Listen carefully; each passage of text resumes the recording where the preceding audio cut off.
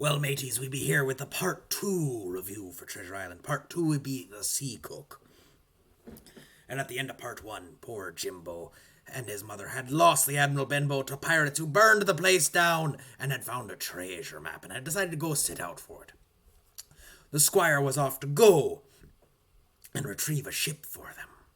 And the squire would do just this. However, they were planning to keep the voyage a secret away from pirates. But the squire seems to have gotten ripped out and blabbed to everyone in Bristol, posing a bit of a problem.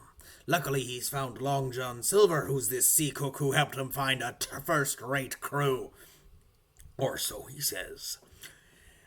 Well, Jim then goes to Bristol, and he goes to an inn called the Spyglass, which, if you recall, is also the name of a hill on Treasure Island. It also happens to be his nautical tool, a telescope to let you see far away.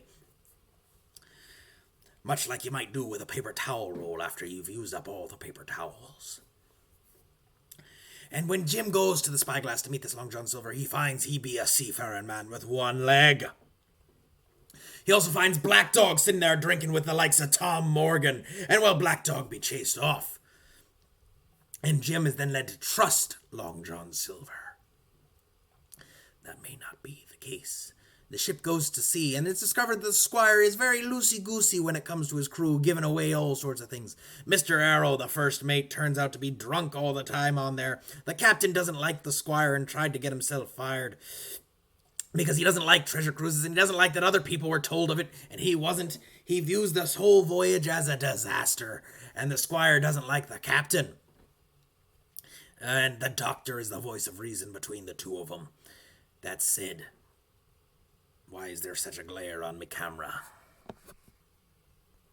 Well, that fixed it. I don't know what it was. Jim Hawkins works about, and he comes to like Long John Silver, but he continues to hear the captain's song time and time again. 15 men on a dead man's chest. Yo ho ho, and a bottle of rum. Drink and the devil have gone with the rest. Yo ho ho, and a bottle of rum. Jim probably should have been more suspicious at this point. Also maybe suspicious that Long John Silver has a parrot named Captain Flint, after the bloodthirsty pirate, who says pieces of eight, pieces of eight, pieces of eight, constantly squawking about treasure. He perhaps is not the brightest knife in the crown box to mix metaphors on you. Now, Long John Silver talks to Jim a lot and gives him a lot of idioms, talking about how much he likes him, calling him smart as paint. If you recall, as far as literary terms go, an idiom be an expression that doesn't mean what it literally says. For example, if I tell you that you're the cat's pajamas, I don't mean that a cat would literally wear you to bed as it goes to sleep. I mean that you've done a good job, and that's really neat. Likewise, if I say you're smart as paint, I don't mean you have the intelligence of something you might cover your house with, or that you're as bright as something you might cover your house with. No, I mean that you're a very bright lad, you're very smart, you got it figured out.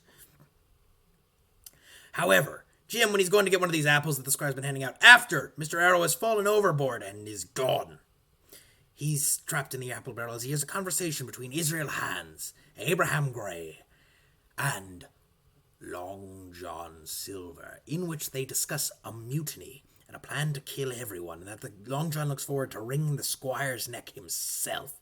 This after this Long John has been complimented time and time again by the squire. How they'll steal the treasure and sail the ship back. Long John doesn't want to do it till after they have the treasure and are safely sailing back. But he can't hold his buccaneers at bay any longer. They want to mutiny now.